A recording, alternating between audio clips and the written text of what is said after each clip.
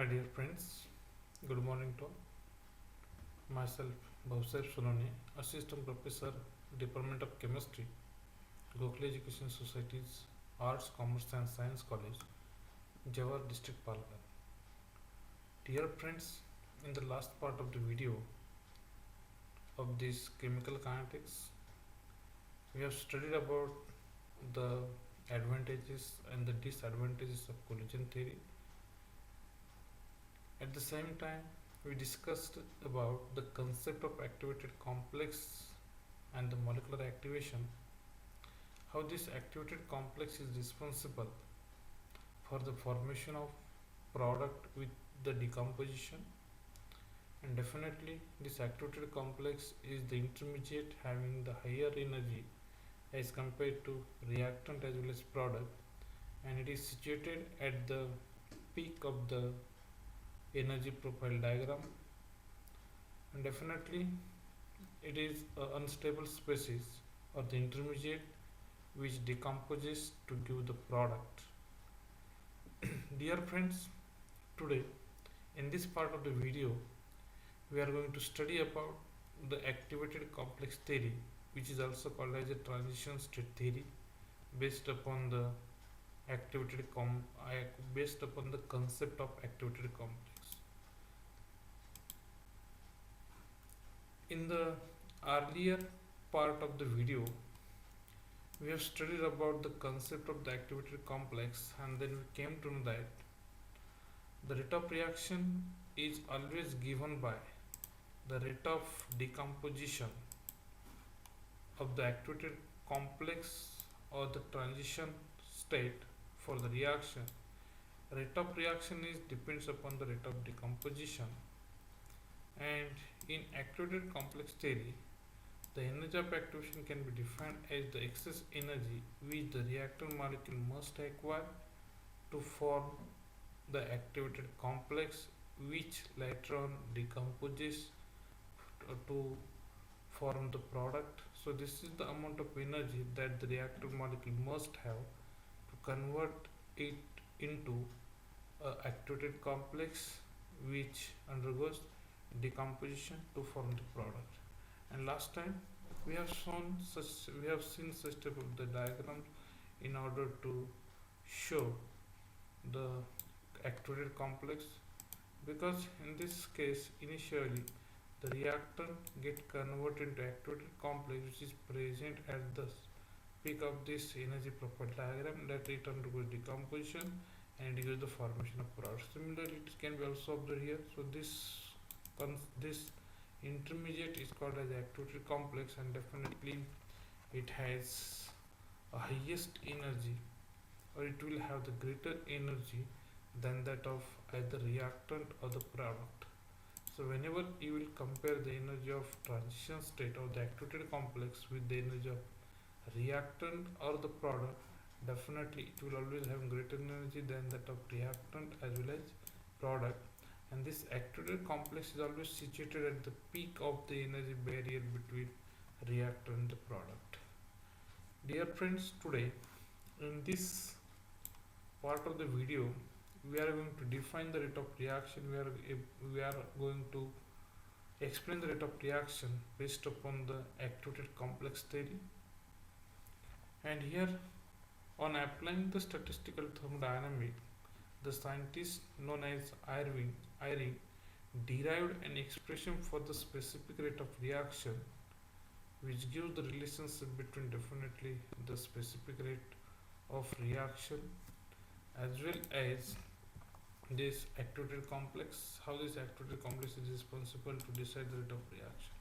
But according to the Eyring, on the basis of statistical thermodynamic, he tried to give the equation for specific rate of reaction as K is equal to R into T into K star divided by N into H. So this is the specific rate of reaction, where this N is the Avogadro's number, H is time constant, R is the gas constant, T is the temperature, and K, this K star is the equilibrium constant for equilibrium between the activated complex and the reactant. It's very important that the relationship between standard free energy and standard free energy, and this equilibrium constant is given by, because we all are familiar to this equation, delta G is equal to minus RT ln of K, and this K is the equilibrium constant, and here it is indicated by means of simply K star.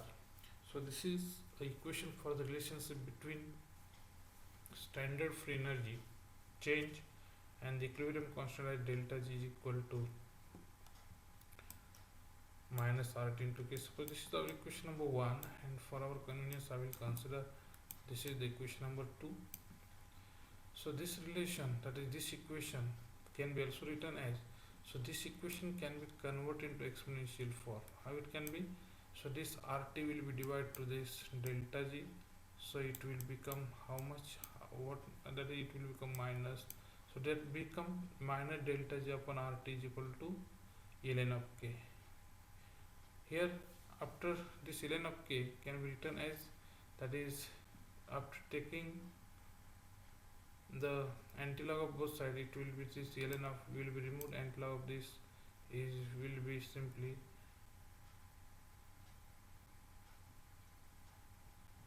so this equation can be converted to exponential form, because if you will take the natural log of both sides, then again you will get this equation, but taking the natural log of this equation you will get the equation number 2.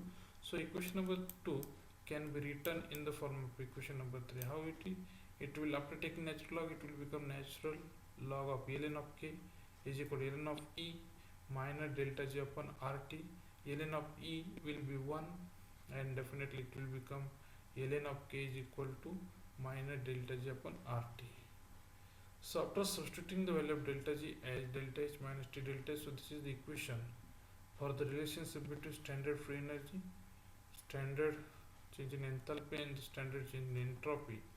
So we can put the value of this delta H minus T delta H instead of delta G in our equation, so it will become K star equilibrium constant is equal to delta S minus T delta S, delta S minus T delta S. What happens?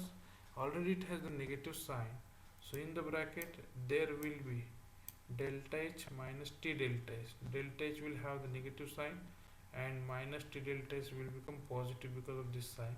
So it will be T delta S divided by RT. T will cancel, and it will remain only e raised to delta S upon R into e raised to minus delta H upon RT.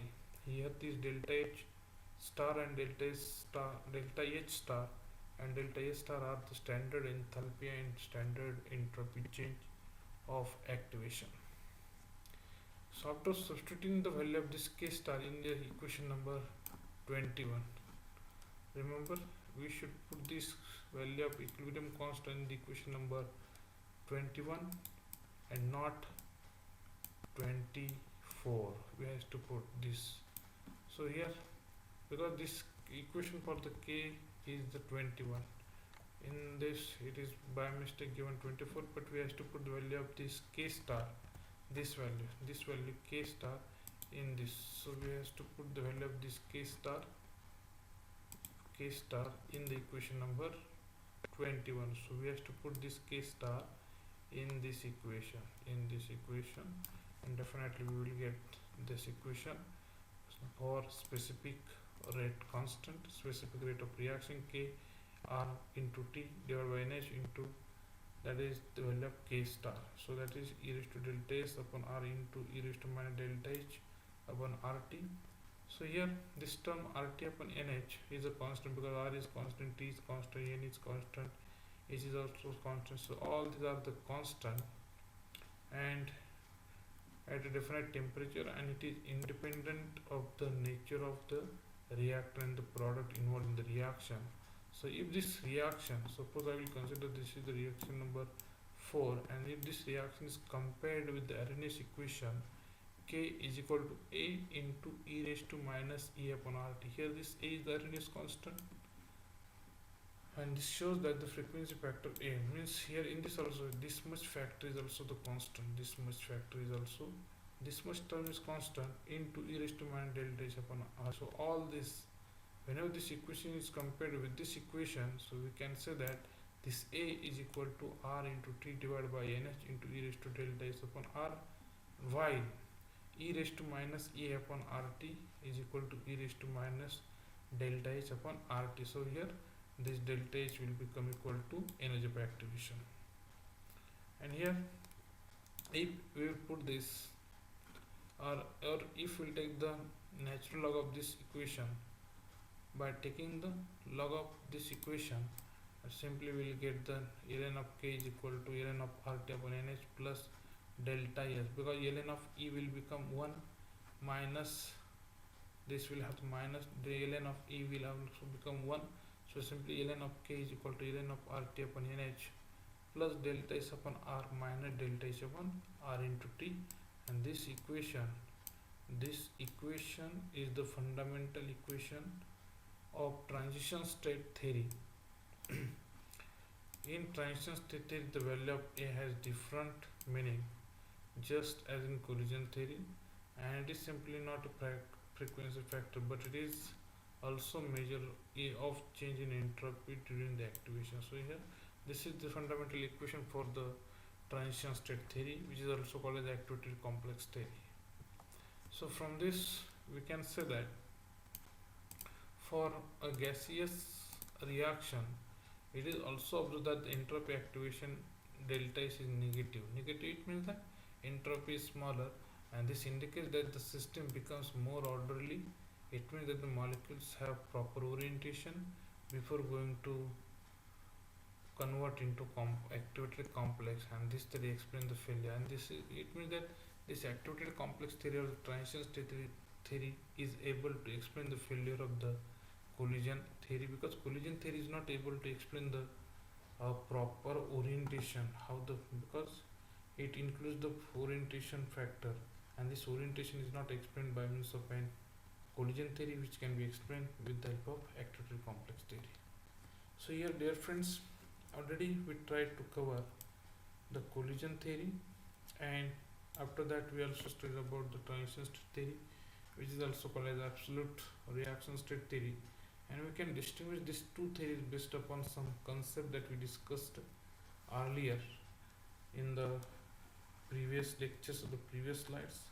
So we can say that this collision theory simply consider the collision between the reactant molecule, while the absolute reaction state theory or the activity complex theory consider the activation of molecules and the formation of the unstable activated complex, which undergoes decomposition to form the product. So it involves the formation of activated complex from the reactant, which undergoes decomposition to give the product, while the collision theory simply considers the collision between the reactant molecules only. While this collision theory is applicable to simple gas molecular reaction, but it fails to explain the complex molecular reaction. It means that collision theory is only applicable to simple gas molecular reaction, and it is not applicable to complex molecular reaction.